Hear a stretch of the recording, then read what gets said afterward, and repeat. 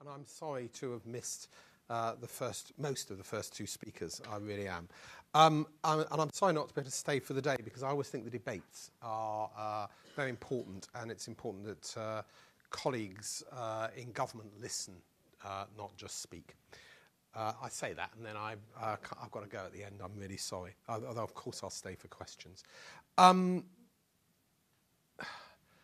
Let me just start by saying that there are many parts of the debate about which I think universities UK in particular, higher education, further education, representatives in the English language sector, students themselves have shaped and influenced the way in which we enact government policy. So I want to be clear from the off that we are very interested in listening to the views of others before we implement government policy.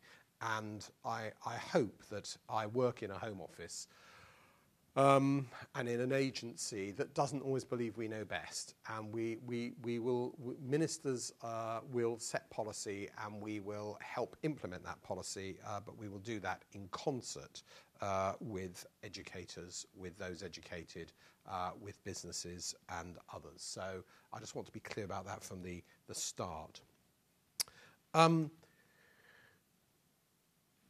Let me just say a few things by way of context. A little over a year ago now, Theresa May announced the government's package of reforms to the student immigration system, following a wide-ranging public consultation with probably more responses than we'd seen in many a year.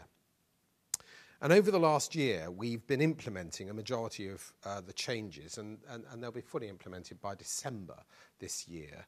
And by that point, educators need to have acquired, sponsors need to have acquired education oversight.